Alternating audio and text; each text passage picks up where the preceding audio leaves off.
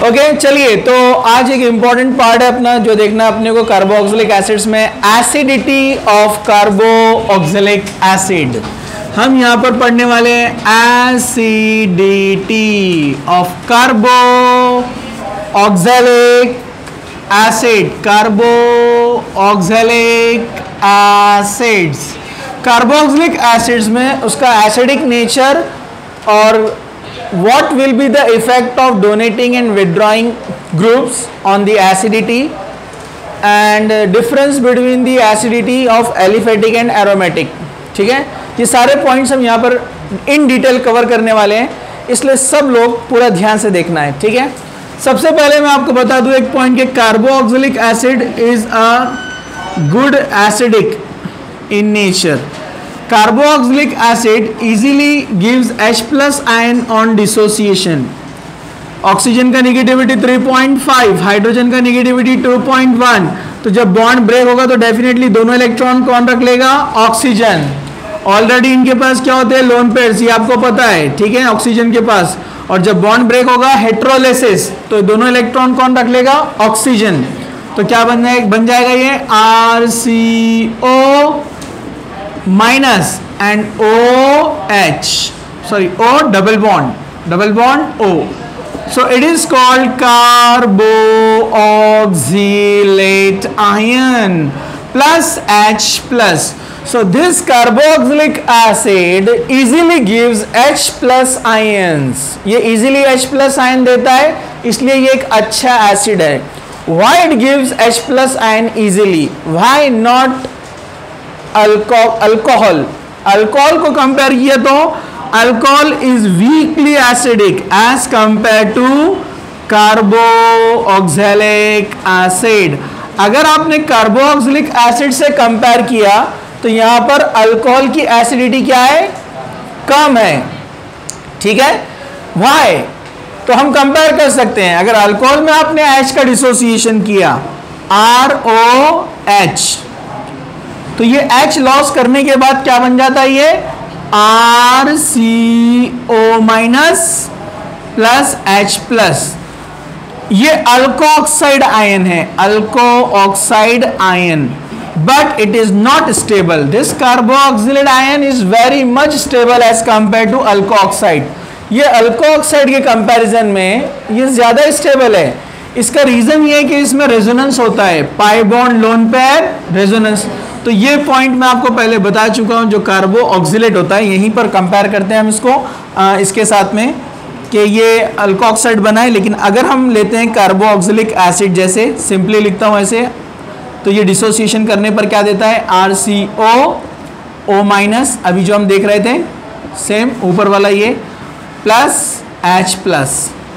So here will be resonance, lone pair इधर और ये पाई बॉन्ड हियर। क्या बन जाएगा? RCO माइनस, और ये क्या बन गया? Double bond O। So this resonance will continue, फिर से ये इधर और ये इधर, और ये सिलसिला चलता रहेगा। So due to this delocalization there will be formation of partial double bond here as well as here, partial negative। this continue resonance between lone pair and pi bond, this continuous resonance makes this carboxylate ion, ये दोनों same है carboxylate ion, ठीक है, make it more stable। अगर ये carboxylate ion stable है तो definitely आसानी से H प्लस आयन देगा, क्योंकि H प्लस लॉस करने के बाद भी उसमें रेजोनेंस चल रहा है तो वो स्टेबल है, और स्टेबल है तो आसानी से H प्लस आयन देगा, तो हम बोलेंगे it is acidic in nature. तो ये एक रीजन हो गया। दूसरा, अगर हम कंपेयर करने जाएंगे कार्बोक्सिलिक एसिड को बेंजोइक एसिड से, तो अपने को रिजल्ट मिलता है carboxylic acid is also more acidic then benzoic acid. ये बेंजोइक एसिड से ज्यादा स्टेबल भी है, इसका जो आयन बनेगा, और मोर एसिडिक है। ये तो मैंने एसिडिक ऑर्डर यहां पर आपको बताया, एसिडिटी।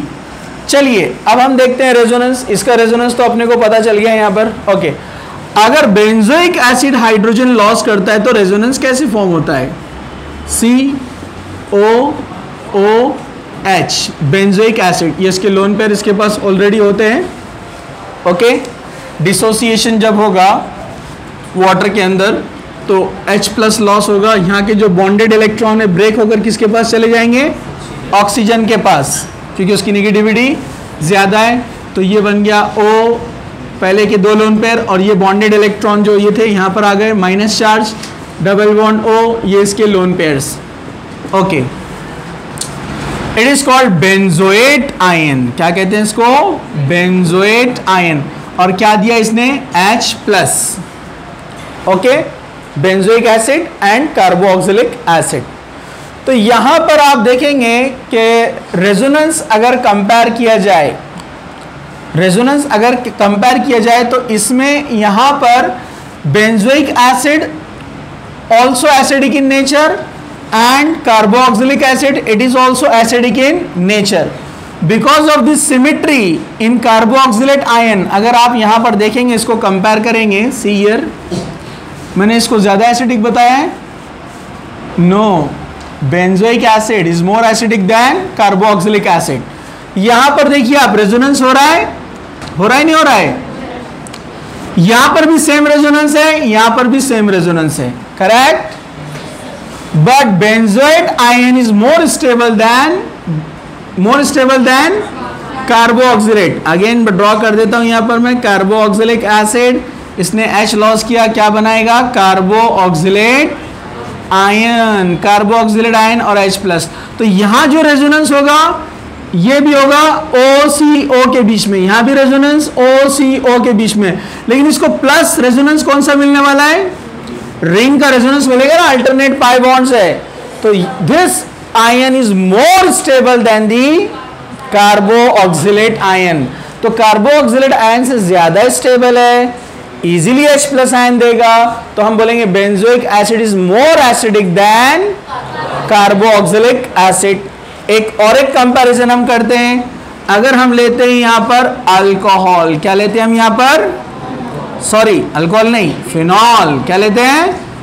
फिनॉल। तो हमने पढ़ा कि phenol is slightly acidic in nature.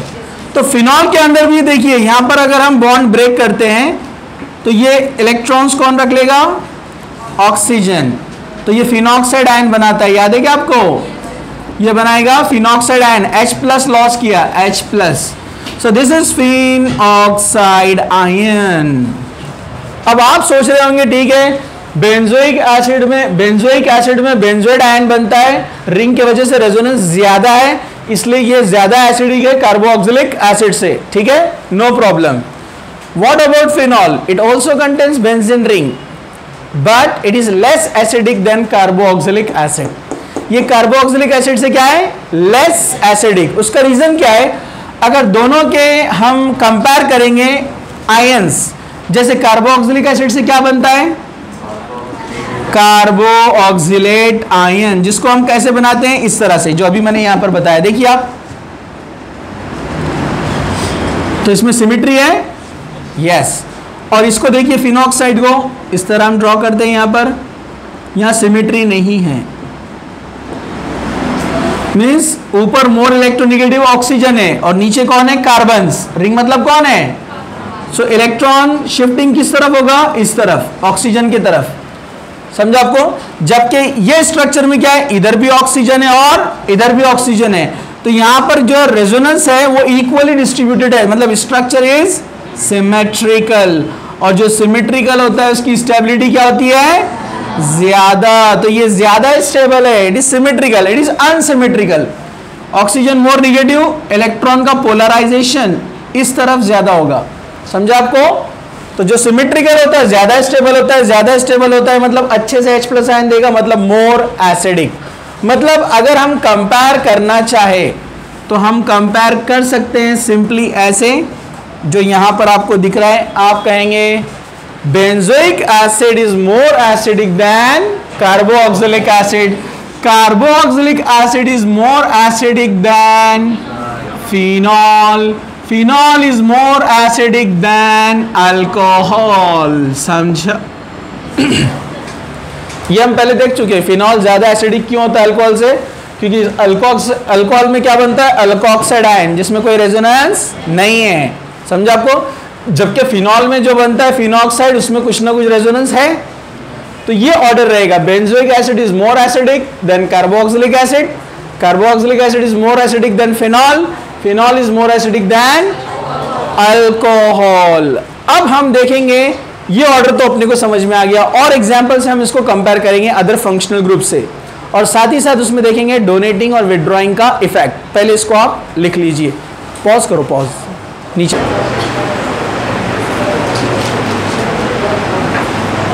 Okay चलिए हम चलिए कंटिन्यू करते हैं अब यहां पर हम। तो अभी आपने यहां पर क्या देखा, benzoic acid more acidic than carboxylic acid, and carboxylic acid more acidic than phenol. Phenol is more acidic than alcohol. ठीक है? ओके, एक मिनट पॉज करो। तो चलिए, तो ये हमने एक ऑर्डर देखा एसिडिटी का, और उसके रीजंस देखे, क्योंकि ये मोर स्टेबल एनायन तैयार करता है हाइड्रोजन यानी प्रोटॉन लॉस करने के बाद, ये उससे लेस, फिर ये और लेस, और ये लेस स्टेबल होता है। ओके, अब यहाँ पर अल्कोहल की एसिडिटी के बारे में ऑलरेडी हम डिस्कस कर चुके हैं, acidity of alcohol in detail. अब हमको मेन कॉन्सेंट्रेट करना है कार्बोक्सिलिक एसिड पर, कि कार्बोक्सिलिक एसिड पर डोनेटिंग और विड्रॉइंग ग्रुप्स का क्या इफेक्ट होना है। तो हम कहेंगे यहां पर effect of electron donating group and electron withdrawing group, effect of electron donating group and electron withdrawing group on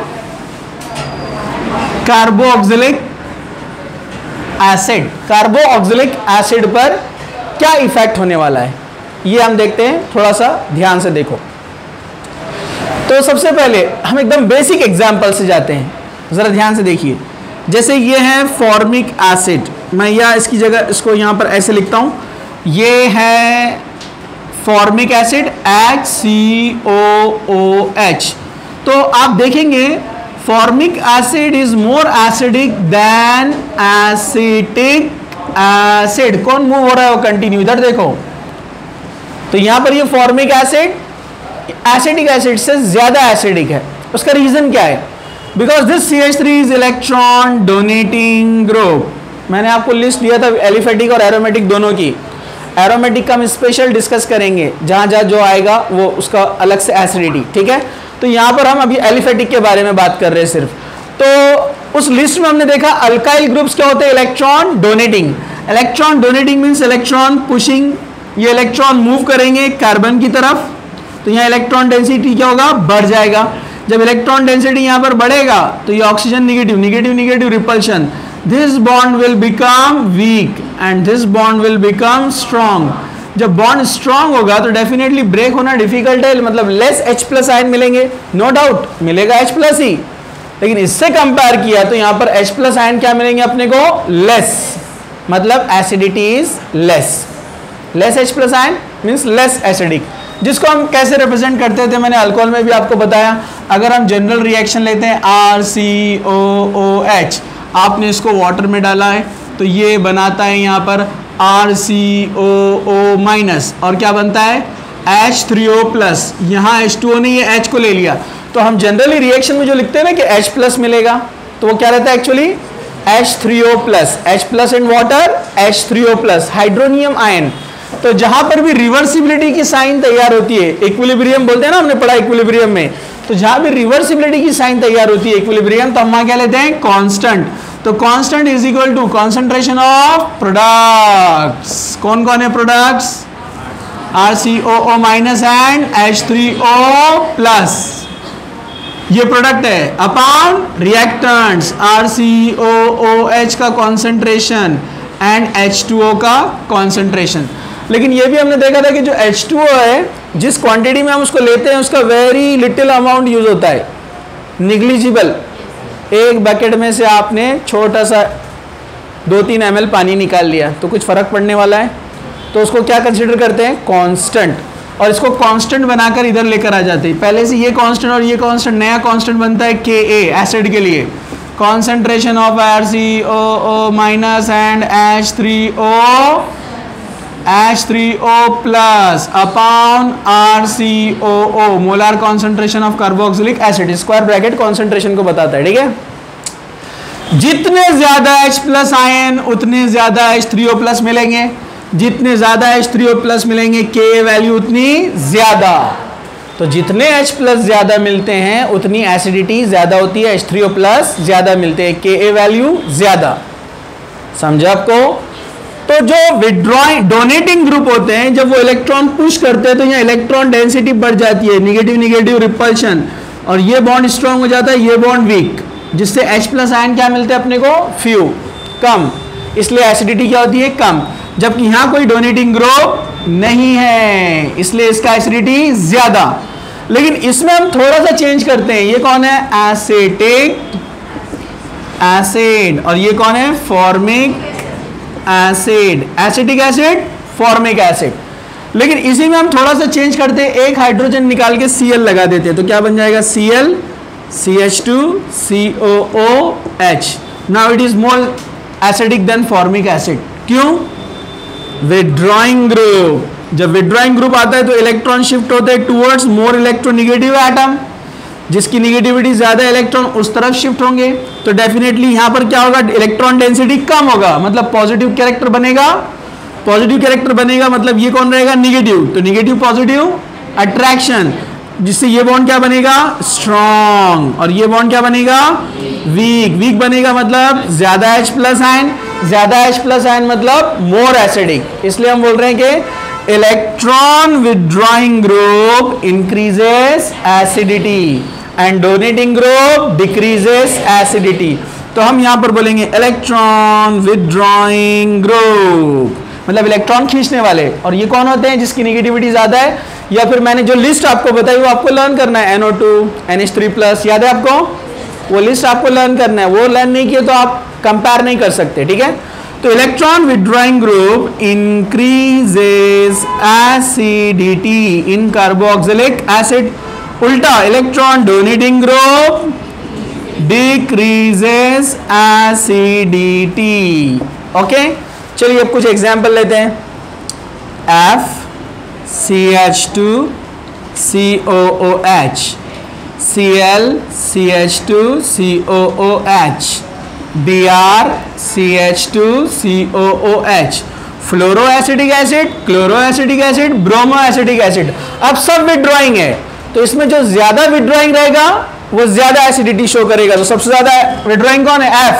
तो fluoroacetic acid is more acidic than chloroacetic acid is more acidic than bromoacetic acid. जितना ज्यादा strong withdrawing उतनी acidity ज्यादा। तो ये list आपको learn करना पड़ेगी डोनेटिंग विड्रॉइंग की, ठीक है। वैसे एनसीईआरटी में भी दिया हुआ है, ठीक है, लेकिन वो शॉर्ट है, मैंने जो पूरा डिटेल बताया था एक लिस्ट।